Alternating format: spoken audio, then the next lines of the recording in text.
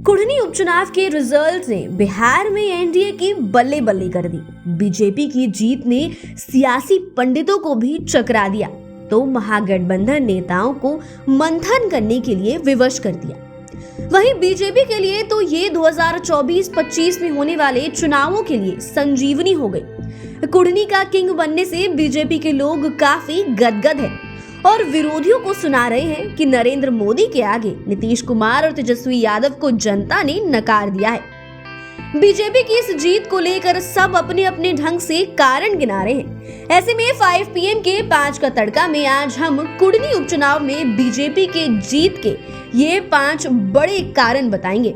सबसे पहले 5वें नंबर की बात करते हैं। कुढ़नी उपचुनाव भी बिहार के नए सियासी समीकरण के तहत हो रहा था, यानी कि नीतीश कुमार आरजेडी के साथ थे और ऐसे में कुढ़नी उपचुनाव में जेडीयू के आधार वोट बैंक लवकुश समाज एक बड़ा फैक्टर था। ये समाज आज के डेट में पूरी तरह नीतीश कुमार के साथ है। आपको बता दें कि कुढ़नी में कुशवाहा वोटरों की संख्या 20,000 तो कुर्मी वोटरों की संख्या 10,000 है, यानी पूरी गणित 30,000 की थी। इसी का लाभ लेने के लिए जेडीयू ने यहां से लवकुश समाज से आने वाले मनोज कुशवाहा को टिकट दिया था। वे यहां से 3 बार विधायक भी रह चुके थे। जेडीयू के मन में सीधा हिसाब था कि 2020 के चुनाव में आरजेडी 712 वोट से जीता था। इसमें लवकुश समाज से आने वाले कुर्मी कुशवाहा का वोट मिल जाएगा। इस सियासी गणित से जेडीयू आसानी से जीत जाएगी। लेकिन ये सियासी जोड़ घटाव की बीजेपी ने अपनी रणनीति से हवा निकाल दी। पहले तो बीजेपी चाह रही थी कि बसावन भगत को टिकट देकर लवकुश समाज को बीजेपी की ओर मोड़ा जाए, लेकिन अंतिम समय में वो रिस्क लेने को तैयार नहीं हुई। इस तरह बसावन भगत को टिकट नहीं मिल सका। पॉलिटिकल एक्सपर्ट की माने तो बीजेपी ने दूसरी रणनीति बनाई। इसके तहत पार्टी ने लवकुश वोटरों के विकल्प में अनुसूचित जाति समेत अन्य पिछड़ी जाति पर फोकस किया। बता दें कि अनुसूचित जाति के वोटरों की संख्या 54,000 तो अन्य पिछड़ी जाति के वोटरों की संख्या 42,000 के आसपास है। इन वोटरों को चुनाव के दिन अपनी ओर लाने में पार्टी सफल रही और रिजल्ट आपके सामने है। कुढ़नी में बीजेपी के केदार गुप्ता जीत गए। अब बात करते हैं कारण नंबर 4 की।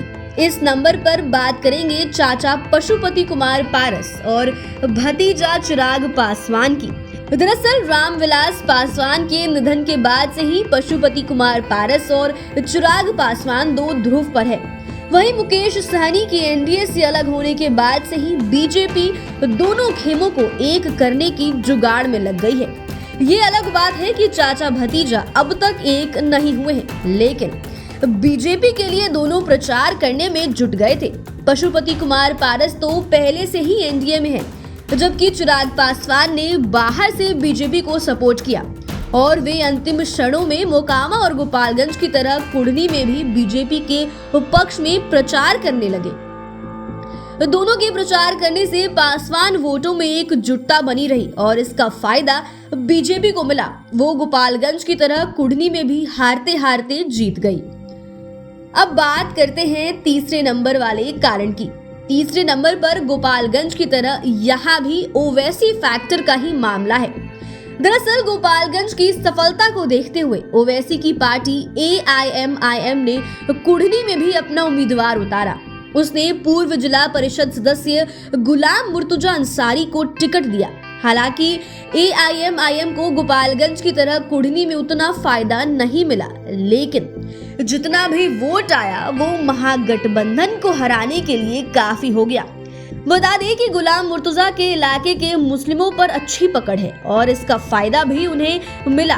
बीजेपी ने उन इलाकों में ध्रुवीकरण के मुद्दे को जोर शोर से हवा दी, चूंकि बीजेपी गोपालगंज में इसका फायदा देख चुकी थी और बेशक इसका लाभ भी मिला। कुढ़नी उपचुनाव में AIMIM उम्मीदवार को लगभग 3,200 वोट मिले, जबकि महागठबंधन उम्मीदवार की हार भी महज 3,600 वोटों के आसपास हुई है। और ये सबको पता है कि AIMIM को मिलने वाले वोट विशुद्ध रूप से आरजेडी के थे। यदि ये वोट महागठबंधन में शामिल घटक दल जेडीयू को मिलता तो उसकी देखा देखी और वोट मिलता। फिर रिजल्ट कुछ भी हो सकता था। ऐसे में आप कह सकते हैं कि AIMIM से बीजेपी को सीधा फायदा मिला है। अब बात दूसरे नंबर की। दूसरे नंबर पर भूमियार वोटरों का मामला है। दरअसल कुढ़नी में भूमियार वोटरों की संख्या 30,000 के आसपास है और भूमियार समाज को बीजेपी का आधार वोट माना जाता है। लेकिन बोचाहा में जिस तरह भूमियार वोटरों ने आरजेडी की ओर टर्न किया और पार्टी ने जिस अंदाज में सियासी हवा दी, उससे बीजेपी के लोग काफी चिंतित हो गए थे। उस समय तो इसे लेकर सुशील मोदी ने भी चिंता जताई थी। सियासी गलियारे में तो ये स्लोगन भी चल पड़ा कि भूमियार का चूड़ा और यादव जी का दही आपस में लिपट गए हैं। इतना ही नहीं, इस पर दहला मारते हुए मुकेश सहनी ने भी नया स्लोगन दिया था। उन्होंने कहा कि मल्लाह का माच और भूमियारों का भात का इस बार कुढ़नी में कॉम्बिनेशन दिखेगा। पॉलिटिकल एक्सपर्ट भी मान रहे थे कि भूमियारों का वोट महागठबंधन में जाएगा, वहीं कुछ वोट मुकेश सहनी के उम्मीदवार नीलाभ कुमार को मिलेगा। हर स्थिति में घाटा बीजेपी को ही होना था और इस बिखराव को रोकने में बीजेपी जी जान से लगी हुई थी। और जिस तरह रिजल्ट आया, उससे पॉलिटिकल एक्सपर्ट कहने लगे कि बीजेपी भूमियार वोटों को समेटने में सफल हो गई। हालांकि कुछ लोगों का मानना है कि मनोज कुशवाहा की वजह से भूमियार वोटर बीजेपी के साथ गए। दरअसल नीलाभ कुमार को जो वोट मिले हैं, उसमें सर्वाधिक मल्ला समाज के वोट हैं। अब बात करते हैं पहले नंबर की। पहले नंबर पर वैश्य वोट से जुड़ी बड़ी चुनौती थी। कुढ़नी में वैश्य वोटों की संख्या सबसे अधिक लगभग 37,000 है। हालांकि वैश्य वोटों के बंटने की उम्मीद पहले से ही नहीं के बराबर थी और ऐसा ही हुआ क्योंकि बीजेपी ने लगभग दर्जन भर बैठकों के बाद अंतिम फैसला केदार गुप्ता के नाम पर ही लिया। वैश्य समाज से आने वाले केदार गुप्ता कुढ़नी से एक टर्म विधायक भी रहे थे। वैश्य समाज से प्रत्याशी देने की वजह से इस समाज के वोटों का बंटवारा नहीं हो सका। महागठबंधन की लाख कोशिश के बाद भी वैश्य वोटरों में सेंधमारी नहीं हो सकी। दरअसल आरजेडी ने तारापुर के बाद गोपालगंज उपचुनाव में भी वैश्य उम्मीदवार को टिकट दिया था। दोनों ही जगहों पर वैश्य समाज ने आरजेडी पर भरोसा भी किया था।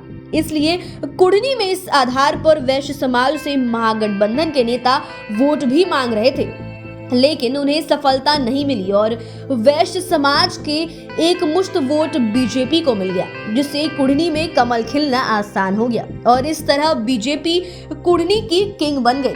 तो फिलहाल आज की वीडियो में बस इतना ही। बने रहिए हमारे साथ, देखते रहिए अपना मन पसंदीदा चैनल। अगर आपने अभी तक हमारे चैनल को सब्सक्राइब नहीं किया है तो चैनल को सब्सक्राइब कर ले और फेसबुक पेज को लाइक कर ले। वीडियो देखने के लिए आपका धन्यवाद।